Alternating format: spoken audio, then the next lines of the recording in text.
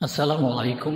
ফার্সি সাহিত্যে একটি কথা প্রচলিত আছে যে 7জন কবির সাহিত্যকর্ম রেখে যদি বাকি ফার্সি সাহিত্য দুনিয়া থেকে মুছে ফেলা হয় তবু ফার্সি সাহিত্য টিকে থাকবে। এই 7জন কবিদের একজন তাবৎ বিশ্বের কবি সাহিত্যিকদের গৌরমুগ্ধ মহাকবি হাফিজ। আসল নাম শামসুদ্দিন মোহাম্মদ। তিনি কোরআনের হাফিজ ছিলেন বলে তার আসল নাম চাপা পড়ে হাফিজ নামে পরিচিতি লাভ করেন। মহাকবি হাফিজ বিশ্ব সাহিত্যের অন্যতম শ্রেষ্ঠ ব্যক্তিত্ব। তিনি আজও আধুনিক ইরানের সবচেয়ে জনপ্রিয় কবি। তিনি ইরানের জনগণের চিন্তার জগতে এত বেশি প্রভাব রেখে গেছেন যে তার মৃত্যুর 600 বছর পরেও ইরানের প্রায় প্রতিটি ঘরে হাফিজের কবিতার বই সংরক্ষিত ও পঠিত হয়। ওরা তাকে ভালোবেসে সিরাজের বুলবুলি বলে ডেকে থাকেন। এই 7জন কবি হচ্ছেন মৌলানা জালালউদ্দিন রুমি, কবি ফেরদৌসি, কবি হাফিজ, নিজামি, শেখ সাদি, রুদাকি এবং আব্দুর রহমান জামি। আমরা ইতোমধ্যে আরও 3 জনের সংক্ষিপ্ত জীবনীর ভিডিও প্রকাশ করেছি। আশা করি বাকি 3 জনেরও সংক্ষিপ্ত জীবনীর ভিডিও প্রকাশ করব ইনশাল্লাহ। বাল্যকাল ও শিক্ষা। মহাকবি হাফিজ সম্ভবত 1315 বা 1317 সালে ইরানের সিরাজ নগরীর রোকনাবাদের মোসাল্লা নামক স্থানের এক সম্ভ্রান্ত মুসলিম পরিবারে জন্মগ্রহণ করেন। হাফিজের পিতা বাহাউদ্দিন ছিলেন ইস্পাহানের একজন প্রসিদ্ধ ব্যবসায়ী। ইস্পাহান নগরী থেকে ব্যবসা উপলক্ষে সিরাজে এসে বসবাস শুরু করেন। তার বড় 2 ভাই ছিল যারা সিরাজ ত্যাগ করে অন্যত্র চলে যায়। পিতা বাহাউদ্দিনের কাছেই প্রাথমিক শিক্ষার হাতেখড়ি হয়। বাবার মুখে পবিত্র কোরআনের বাণী শুনেই তিনি কোরআনের প্রতি অনুরক্ত হন।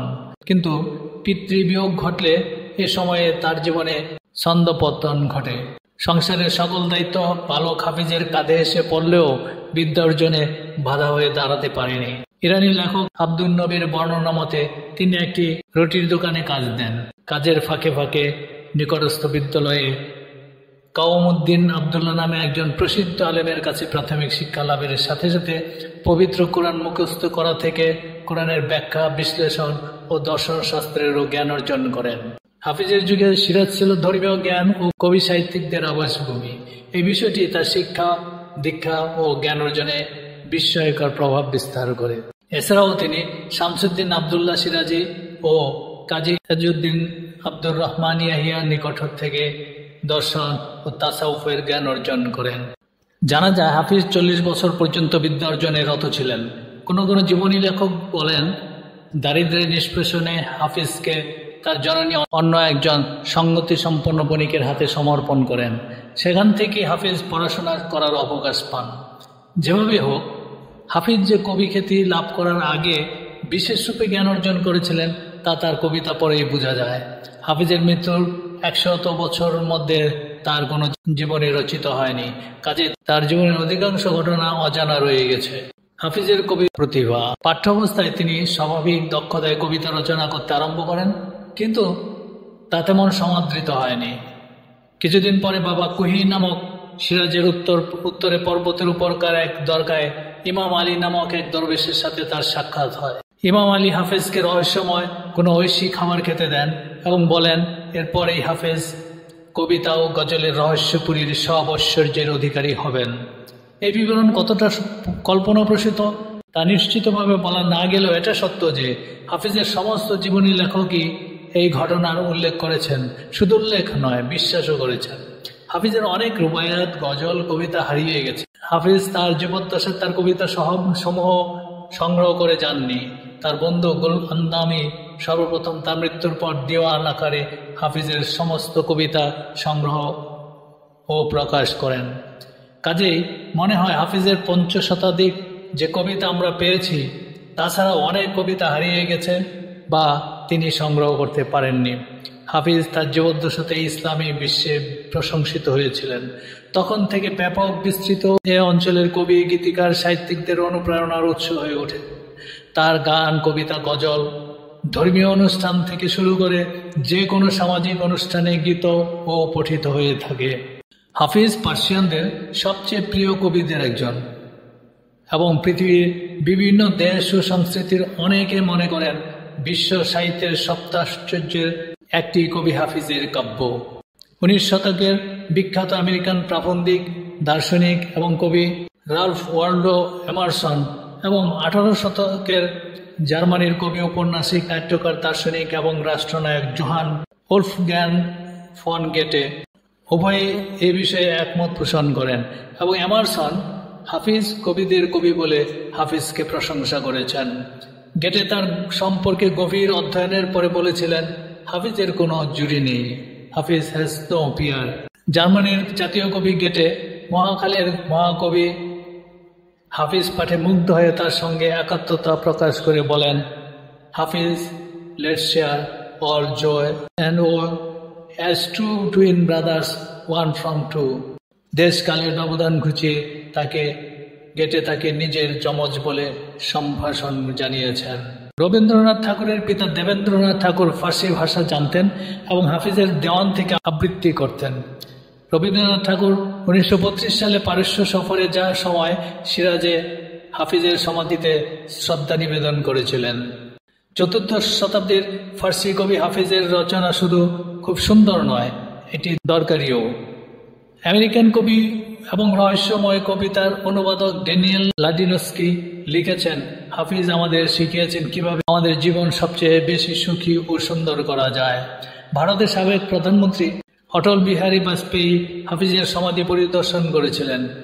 এর অল্প কয়েকদিন আগে তার পায়ে সার্জারি হওয়ার কারণে তিনি ব্যথা অনুভব করছিলেন।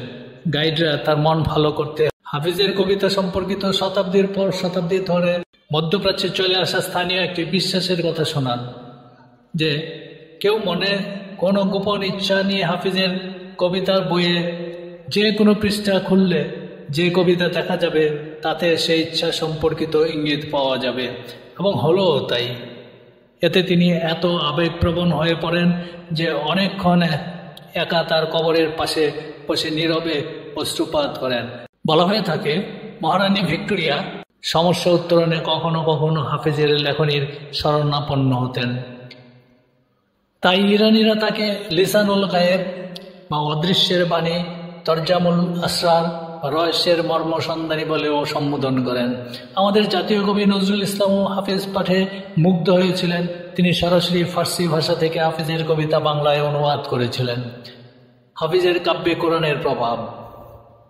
কোরআন কণ্ঠস্থকরণ ও কোরআনের জ্ঞানে সমৃদ্ধ হওয়ার কারণে অবশেষে খাজা হাফিজ নামে তিনি অভিহিত হয়েছিলেন।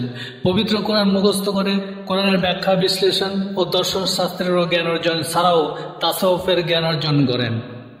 তার কাব্যের ছত্রে ছত্রে এই কোরআনের প্রভাব প্রতিফলিত হয়েছে। হাফিজ নিজেই এই ব্যাপারে উল্লেখ করেছেন, হে হাফিজ, তোমার বক্ষে ধারণকৃত এই কোরআনের চেয়ে সুন্দর ও সুমিষ্ট বাণী আর কিছুই দেখিনি। হাফিজ তার গজলের শব্দচয়ন, বাক্যবিন্যাস, মর্মার্থ বর্ণনা ও পরিভাষা ব্যবহারেও কোরআন শৈলী দ্বারা উপকৃত হয়েছেন। পবিত্র কোরআনের শব্দ ও বাক্যবিন্যাস, উপমা, প্রবাদ, প্রবচন এর শৈল্পিক ও নান্দনিক সংমিশ্রণ ঘটিয়ে তার কাব্য সৌন্দর্য বাড়িয়েছেন। এতে যেমন বেড়েছে তার কাব্য শোভা, অর্থে এসেছে গভীরতা, কবিতা হয়েছে শ্রুতিমধুর, পাঠক মহলে এসেছে মুগ্ধতা। এ কারণে হাফিজ দাবি করেছেন, হে হাফিজ, যদি সুস্থতা কামনা করো তবে প্রভাতে জেগে ওঠো। যা কিছুই করেছি তা সবই পবিত্র কোরআনের সম্পদের মাধ্যমেই করেছি। অবশ্য কোরআনের জ্ঞানে আলোকিত ব্যক্তিবর্গ ভিন্ন, সাধারণের পক্ষে তার এই কাব্যে এই রসবোধ আস্বাদন করা মোটেই সম্ভব নয়। হাফিজ বলেছেন, জগতের মাঝে এমন হাফেজ পাবে না কু খুঁজে, আমার মতো যে কোরআনের তত্ত্বে দর্শন বুঝে। তাই বলা যায়, হাফিজের দিওয়ানে অগণিত গজল ও অন্যান্য কবিতা রয়েছে, যার ছত্রসমূহ পবিত্র কোরআনের আয়াতাংশ ভাবধারা প্রয়োগে সমৃদ্ধ করেছেন। এটা সম্ভব হয়েছে তার জীবনের 40টি বসন্তকাল এ মহাগ্রন্থের অনুশীলন ও প্রশিক্ষণে কাটিয়েছিলেন বলে। দীর্ঘদিনের সেই লব্ধ অভিজ্ঞতার সার্থক প্রয়োগ করেছেন তার কাব্যে। এতে তার কবিতা হয়েছে আরও অর্থবহ, বেড়েছে আঙ্গিক শোভা, ছন্দের মাত্রায় যোগ হয়েছে অভিনব রসবোধ। তাই তার কাব্যের আবেদন এখনও চিরন্তন। কোরআনের অলঙ্করণে সজ্জিত তার গজলের কয়েকটি নমুনা নিম্নে তুলে ধরছি, যাতে তিনি কোরআনের কোনো আয়াত বা আয়াতাংশ আত্মীকরণ করেছেন শৈল্পিকভাবে।